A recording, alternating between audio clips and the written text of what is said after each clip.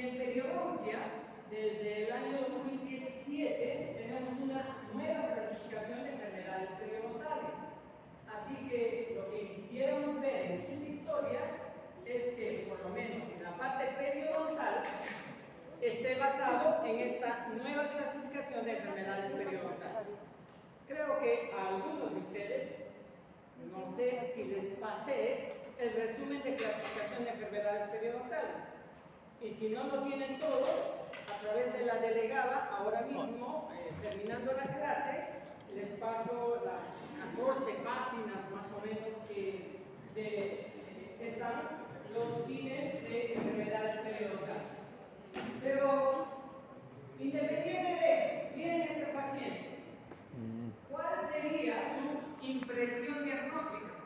No digo su diagnóstico, sino su impresión diagnóstica. Acude este paciente y ¿cuál creen que podría ser su diagnóstico periodontal? ¿Quién se anima? Nadie está calificando, así que tranquilos.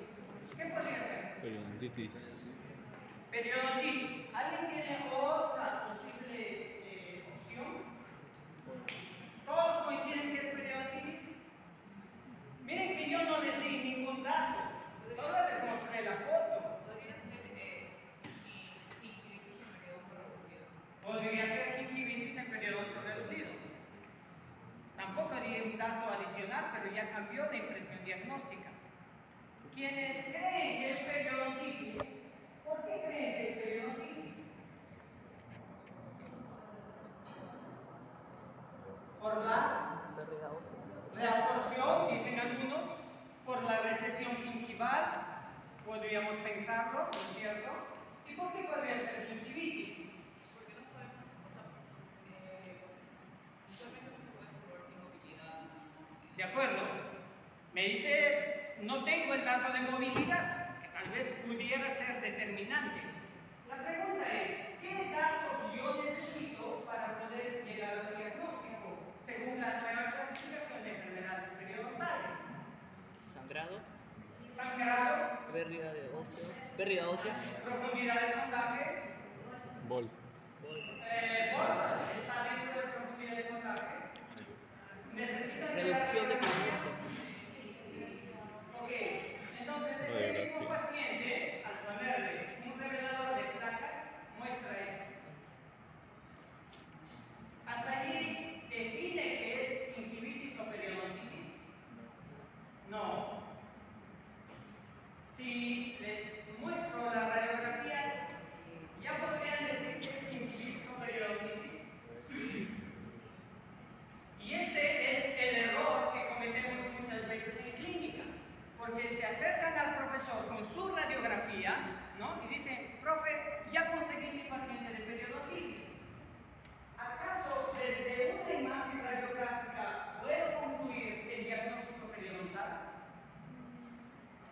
No, ¿no es cierto? En cualquier área de la medicina, la radiografía es un examen auxiliar, un examen secundario que te ayuda a confirmar tu diagnóstico presuntivo, que siempre tiene que ser clínico.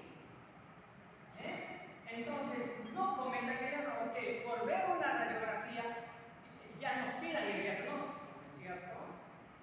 Dicho todo esto, jóvenes, para poder llegar a un diagnóstico periodontal, yo necesito, según la nueva clasificación de enfermedades periodontales, solo de 4 datos. Y quisiera que, si tienen el tiempo en la miseria y el cuaderno que cada vez se usa menos en las universidades, lo anoten. ¿Estamos? Bases para el diagnóstico periodontal. 4 datos que ustedes necesitan conocer. Y el primer dato que yo necesito conocer para llegar al diagnóstico de enfermedad periodontal es saber si existe el agente causal. Si no hay bacilo de Koch, no hay tuberculosis, ¿no es cierto? Tienen que identificar al agente causal. En el caso de enfermedades periodontales, ¿quién es el agente causal? El biofilm dental. Entonces, lo primero que yo necesito saber de mi paciente es saber si existe o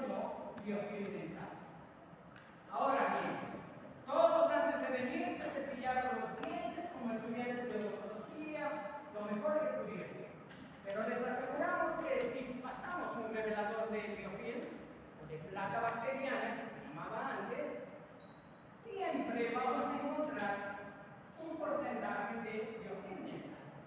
Entonces, hay un mínimo para yo decir, este paciente sí tiene biofilm dental. Bueno, como todos podríamos tener cierto grado de biofilm dental, lo que vamos a hacer en nuestro paciente es objetivizar su biofilm dental. ¿Y cómo puedo objetivizarlo, verlo? Mediante un revelador de biofilm dental. Entonces usaré un revelador de placa, sea en pastilla o en gotas líquidas, en gotas, para poder evidenciar su biofilm dental.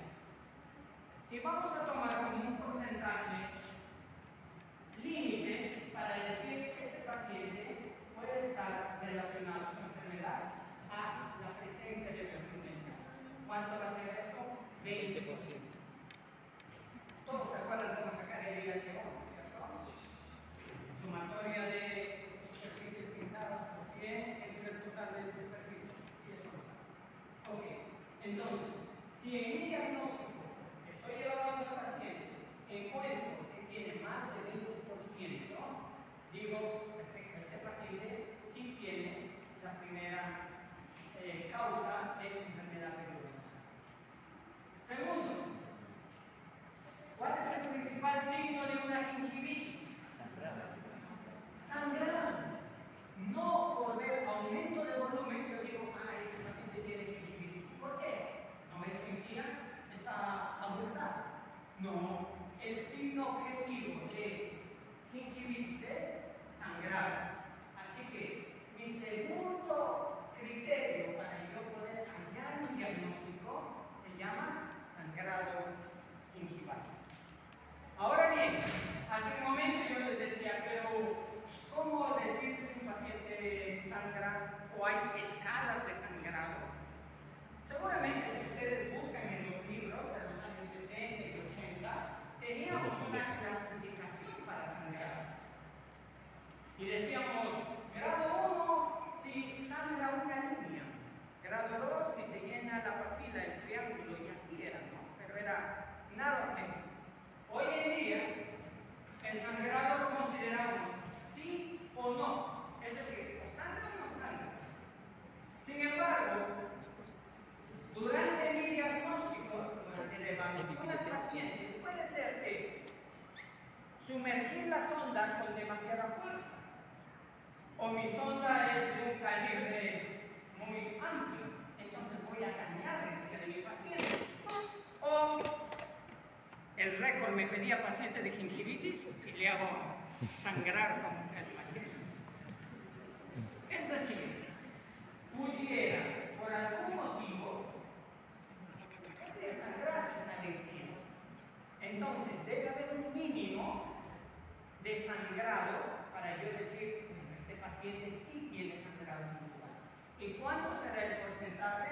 10%. De la misma manera que hallaron el IHO, vamos a sacar el índice de sangrado gingival. ¿Sí? Eso también todos lo sabemos. Si supera el 10% de sangrado, dicho en términos clínicos, ¿no? Más de 2 dientes. Si ya sangran 3 dientes, ya seguramente ha superado el 10%. En todo caso, hago mi fórmula y digo, mira, sangró más del 10% de dientes presentes, entonces digo que tengo mi segundo criterio. Hasta ahí ya podría decir que el paciente tiene gingivitis. ¿Qué tipo de gingivitis? Ya lo veremos luego, pero ya está dentro de ese grupo. Tercera variable. Bolsas. Bolsas relacionadas a una pérdida de inserción clínica, NAC o nivel de adherencia clínica. ¿Cuál es la principal diferencia entre gingivitis versus periodontitis? Justamente la pérdida de inserción. ¿Y cómo sé que existe pérdida de inserción? Por la profundidad de sondaje. ¿Cuánto mide un surco gingival, entre comillas, normal? Hasta 3 milímetros. No digo 3, sino hasta 3 milímetros. ¿Correcto? Ok. Pero toda medida más de 3 milímetros ya lo considero bolsa periodontal. podría ser una pseudobolsa. Por eso que la profundidad de sondaje, es decir, el hallazgo de bolsas periodontales, tiene que estar relacionado al nivel de adherencia clínica. ¿Y cómo nos sacan eso? Ahí está en el periodontograma. Primero teníamos que medir UC/AMG y luego recibir la profundidad de sondaje. Y esa sumatoria recién nos daba la pérdida de inserción clínica. ¿De acuerdo?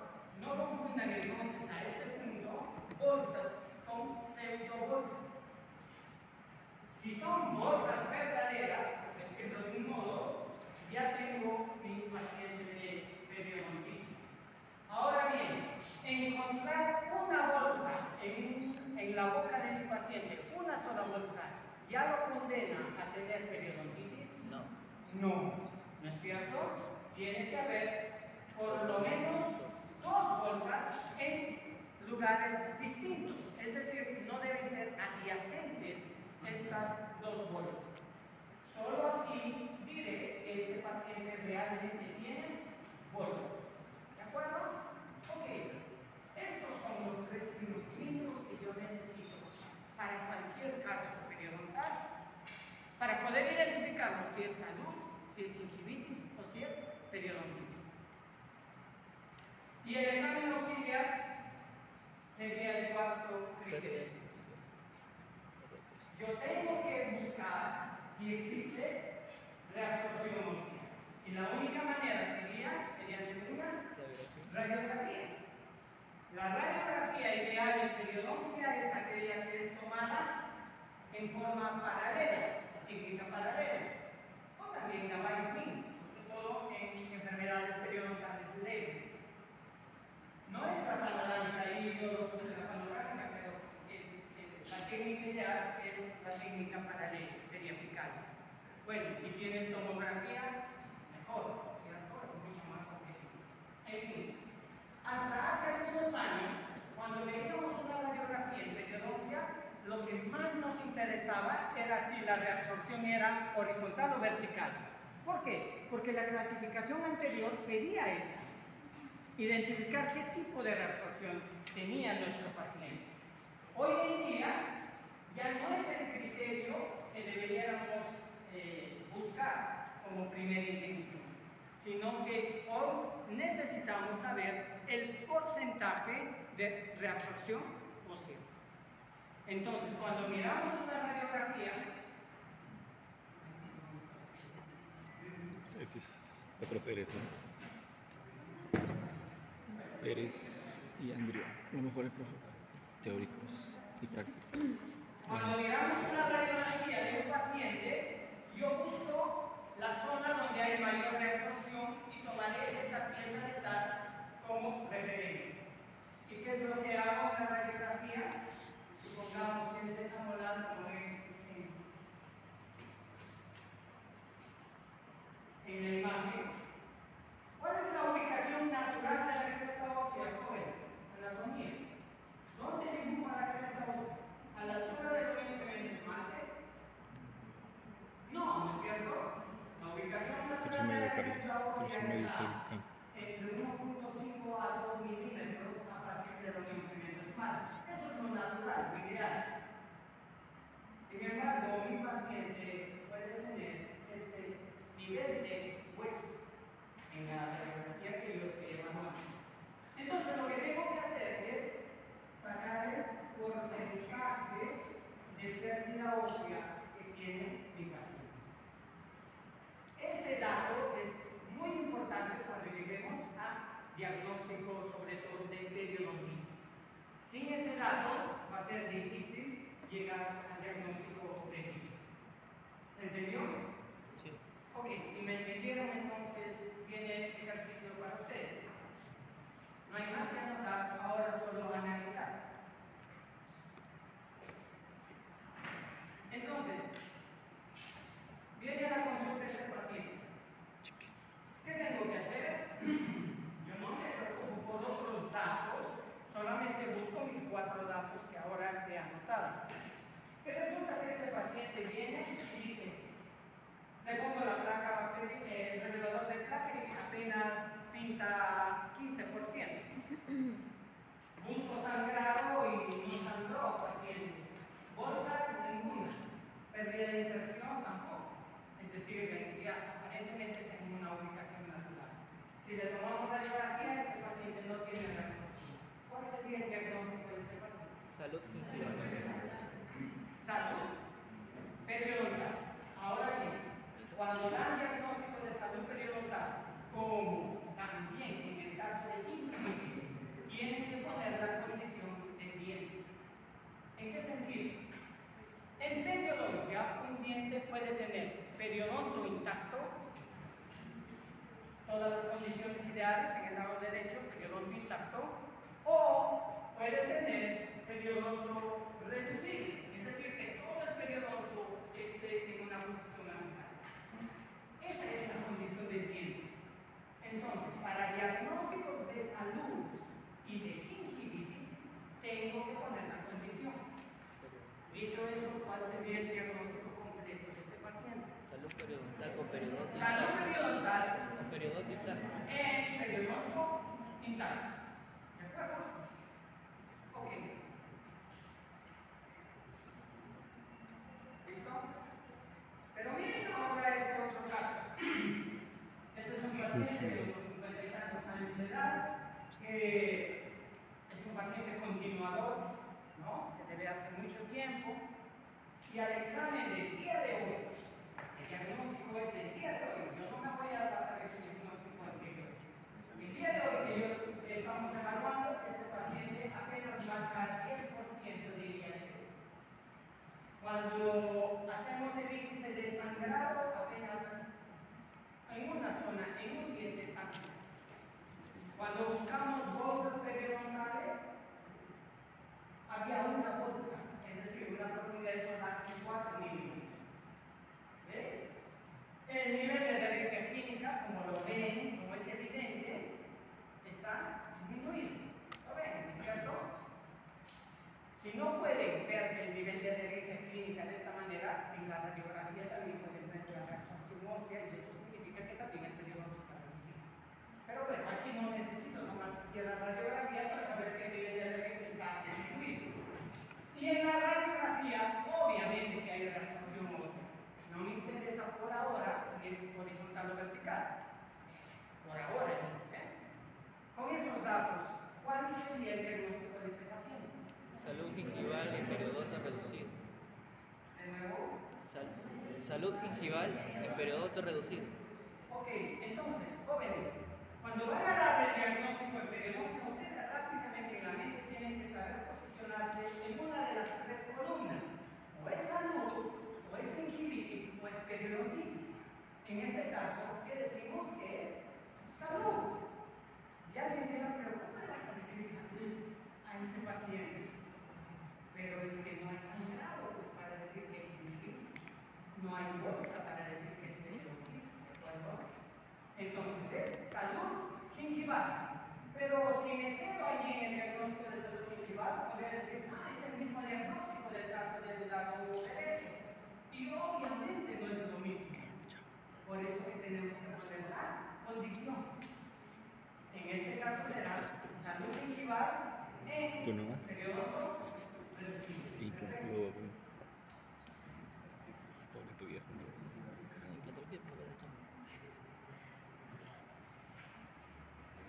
Y ya luego en la separada que van a tener, adicionalmente a veces hay que poner, ¿no? En periodonto reducido, pero hay que preguntarse ahora, cada vez que dicen periodonto reducido, ¿qué lo ocasiona? ¿Qué llegó ahí? ¿Será porque se cepillaba justamente? Bueno, podría ser una remota opción, ¿no? Pero más parece, como ocurre, es un paciente que tuvo enfermedad periodontal de hace mucho tiempo y que descubrió el periodonto. ¿De acuerdo? ¿Un ejercicio más? ¿Qué dirían ahora de esta paciente? 26 años, Igual, ¿no? Sí. trata de conservar su salud de modo eficiente, ¿sí? Pero viene a la consulta por sensibilidad. Y ahora queremos saber su diagnóstico a nivel periodontal. Y listo. Listo, lo mismo. Simplemente con estas cuatro variables tenemos que ver el diagnóstico. Sangrado, ausente. Placa bacteriana le llamábamos ausente. No hay bolsas. Pero a nivel del camino sí veo la. ¿Cuál sería su diagnóstico? Salud gingival en periodo de reducido. Salud gingival, estamos de acuerdo. Ok, ¿qué más? Periodonto Si es reducido. salud gingival, Pero ¿qué es uno, decir ¿no? además? A La nuestra condición. ¿Cuál sería su condición? Periodonto reducido. Periodonto Reducido. reducido. Pero fíjense ahora, Empieza 1, 2, 3. si me quedo con ese diagnóstico, con el caso anterior, no es lo mismo. Esta paciente es joven y tiene una higiene excelente, extraordinaria. Entonces, no puedo quedarme allí en el diagnóstico.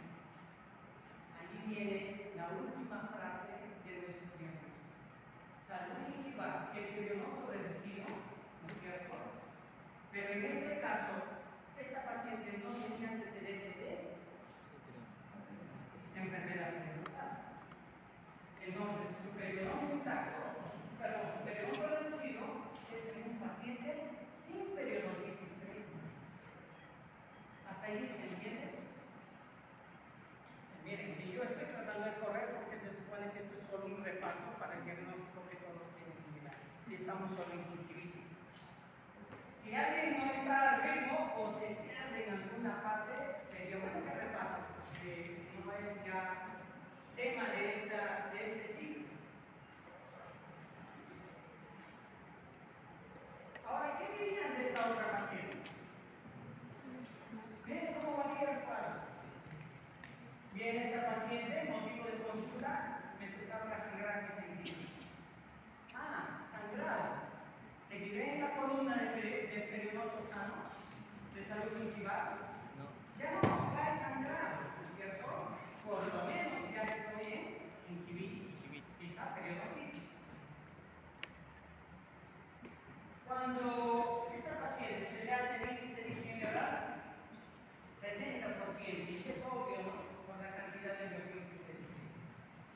Sangrado en la mayoría de sus dientes, pero no hay bolsas. No hay reabsorción. ¿Cuál sería el diagnóstico? Gingivitis inducida por biofilm. Periodonto intacto. Ok, ahí para corregir, la clasificación anterior decía gingivitis asociado a placa bacteriana, así era el diagnóstico, asociado. Sin embargo, no hay ningún socio de la gingivitis. Entonces, el término ha cambiado por gingivitis inducida. Y ya no usamos el término placa bacteriana, sino ahora usamos el término biofilmental. Dicho eso, nada más, el diagnóstico preciso sería gingivitis inducida por biofilmental. Pero había que ponerle la condición. ¿No es cierto? En periodonto intacto. Entonces, fíjense que ustedes no saben, pero en la historia, no sé si por hablar la tinta del lapicero, vienen con diagnóstico, gingivitis, y ahí se quedó. Entonces espero que ahora que estamos repasando, ¿Sí o no? entendamos que el Quiero ser diagnóstico correcto es así. Quiero ser periodoncista. En periodonto intacto.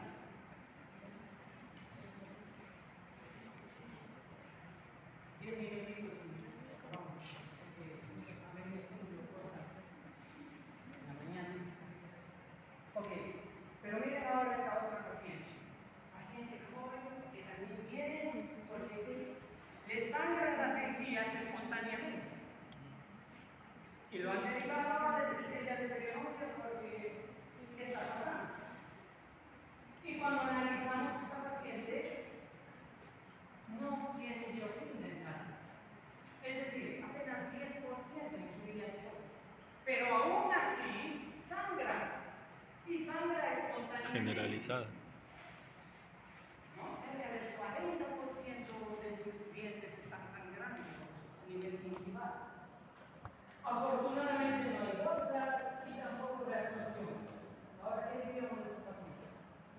Gingivitis no inducida por biofilm. ¿Salud periodontal? No. ¿Gingivitis? Es posible. ¿Periodontitis? No, ¿por qué? Que no hay otro. Entonces me quedo ahí. Gingivitis. Pero no es el típico caso de gingivitis. Porque aquí no hay el agente causal del 80%, 85% No de generaliza. casos de gingivitis. En este caso, entonces, ¿Existe? será una gingivitis. No sabía. Bueno, como no es una gingivitis clásica, por decirlo, yo no puedo llamarle ya gingivitis. Para dentro de esta columna de gingivitis. Pero para diferenciarlo, vamos a usar el término enfermedad gingival. Cuando tu diagnóstico no está relacionado a la placa, a lo que es la placa bacteriana, ya tengo un cambio. Debo poner enfermedad gingival. Entonces, para que la resolviera gingivitis no inducida por biofilm dental, estamos cerca, porque el término ya a usar ya no es gingivitis. El término a usar es enfermedad gingival. Pero qué tediosos estos periodoncistas, ¿no? ¿Por qué le cambio? Porque se dan cuenta que es una entidad aparte. ¿Y saben lo que tenía esta paciente? Luego le diagnosticaron con leucemia. No tenía nada que ver con cepillarse los dientes. Por eso que en esos casos no puedo decir que es una gingivitis. Tengo que decir que es una enfermedad gingival. Seguramente habrá que buscar otro origen del sangrado. ¿De acuerdo hasta ahí?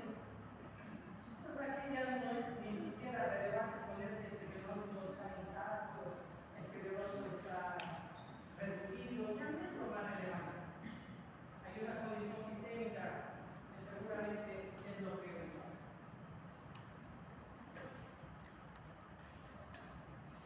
Bueno, para RH. Presente, presente, ausente.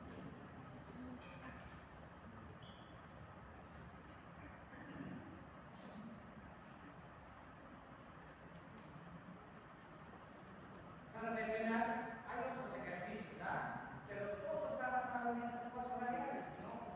No tengo que ser un científico periodontal para leer temas.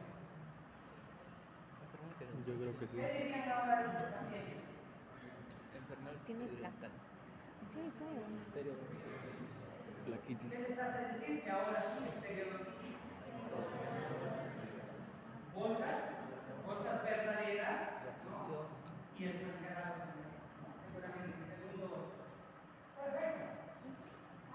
En la Presta. clasificación anterior, la periodontitis era o crónica o agresiva. ¿Firmaste? Ahora, acuérdense, doctores, 4 palabras o 4 frases que tienen que darme cuando nos dan el diagnóstico de periodontitis. El primero ya lo tiene, periodontitis. Hasta ahí ya, me faltan 3. ¿Cuáles son las otras 3 condiciones que yo tengo que decir en el caso del periodontitis? El estadio. ¿Cuál es el primer criterio para clasificarlo dentro de qué estadio está el paciente? El nivel de Porcentaje. evidencia clínica. Nada. Esa sumatoria que te salió en el periodontograma. Si sale 1 a 2, estás en estadio 1. Si es 3 a 4, estás en estadio 2. Si sale 5 o más, estás en estadio 3 o 4. Entonces, ese es tu primer criterio. Profe, no me dice todavía periodontograma, no tengo todavía el dato de nada.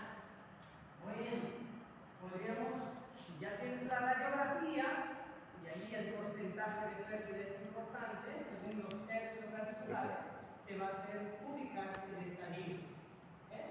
No pretendo hacer una clase de jóvenes, sino hacerle repasar. Entonces, lo que tiene que decir después del periodontitis es en qué estadio está. ¿Cuál es el criterio de clasificar en estadios a un paciente? Espero que no, pero no sé si alguno de ustedes tiene un familiar o un paciente cercano, amigo cercano que ha padecido o padece el cáncer. Ojalá que no, pero ese es el criterio un poco que nosotros vamos a tener en cuenta para la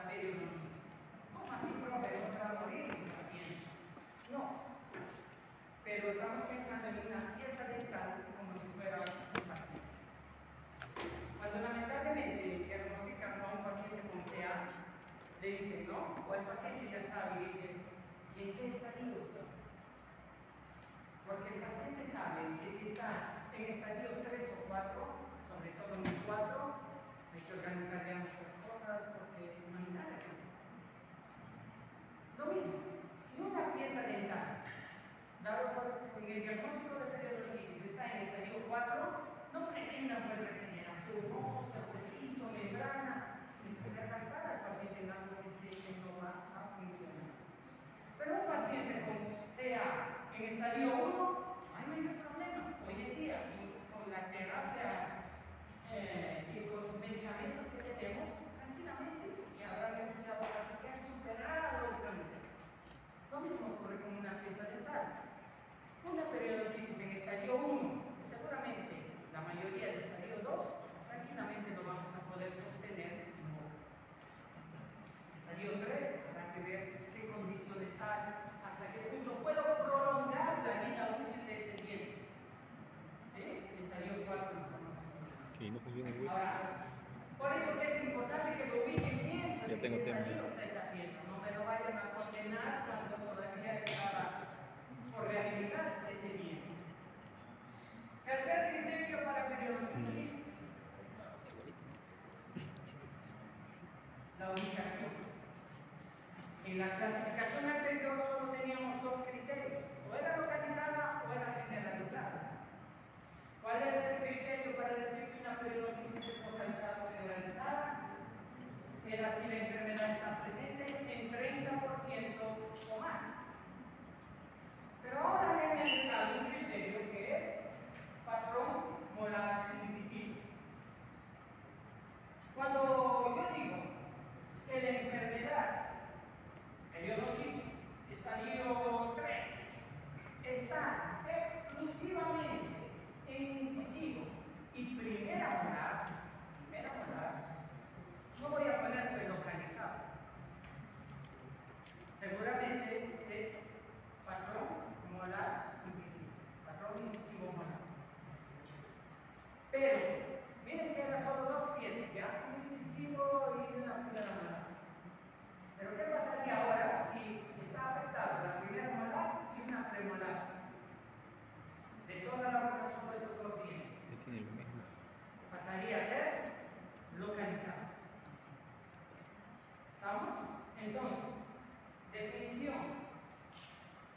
Obviamente, si solo se ubica en incisivo y primera molar, digo que es patrón molar incisivo. Si se ubica en menos del 30%, heterogéneamente, sin clase específica de diente, pero es menos del 30% de dientes presentes, digo que es localizado. En cambio, si ya supera el 30%, digo que es generalizado. ¿Listo? Ya tengo mis tres frases en cuanto. Periodontitis, estadio 1, 2, 3 o 4, y luego la localización. Y finalmente, tengo que poner el grado. ¿Ya? ¿Cuál es la manera ideal de sacar el grado? Deberías tener una radiografía de hace 5 años y compararla con la que ahora tienes. Pero como no lo tenemos, ¿no? Vamos a hacer una fórmula. Dividir el porcentaje de reabsorción, ¿se acuerdan? En una radiografía lo que me interesa, porcentaje de reabsorción. Divide ese dígito entre la edad del paciente. ¿Listo? Y de acuerdo a ese dato, vamos a ubicarlo en grado A, B o C. ¿Estamos? Si te sale menos de 0.25, estás en grado A, entre 0.25 y 1, estás en grado B, y si te sale más de 1, estarías en grado C. Y hay otros criterios que tienen que repasar. Amigos, lo que quería hacer en esta reflexión, gracias a Dios, es recordarles el diagnóstico de enfermedad periodontal. Pero no es lo único que tienen que diagnosticar. A veces dicen, ¿cuál es tu diagnóstico periodontal? Y si dicen, tu tienen periodontal intacto, creemos que ya estoy, ¿no? Ya pasé peligro.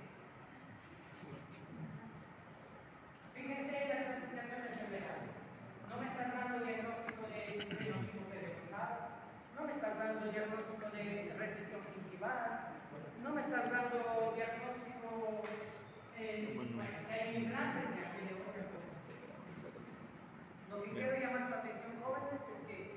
clase los ítems de clasificación de enfermedades periodontales.